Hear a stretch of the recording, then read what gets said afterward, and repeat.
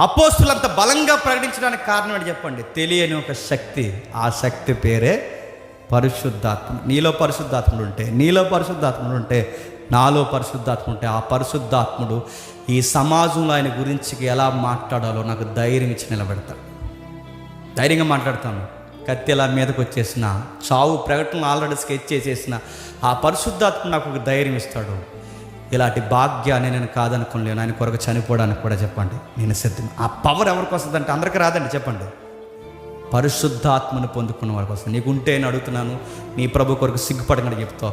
అరే సువార్త చెప్తే ఏమనుకుంటారు నీ తలకాయ ఏమనుకున్నా చెప్పు. మనం చెప్పే సిగ్గుపడే విషయాలు ఏం చెప్పంగా? సువార్త చెప్తున్నావు. ఏం చెప్తాం? వాటిని కూర్చి నువ్వు ధైర్యంగా చెప్పలేకపోతున్నావు అంటే నువ్వు ఎవరిని పొందుకోలేదు చెప్పండి? పరిశుద్ధాత్మను పొందుకోలేదు. ఆ పరిశుద్ధాత్మ నీకు రాలేదు కనుకే, ఆ పరిశుద్ధాత్మను పొందుకోలేదు కనుకే బహుశా నువ్వు బలంగా చెప్పలేకపోతున్నావు.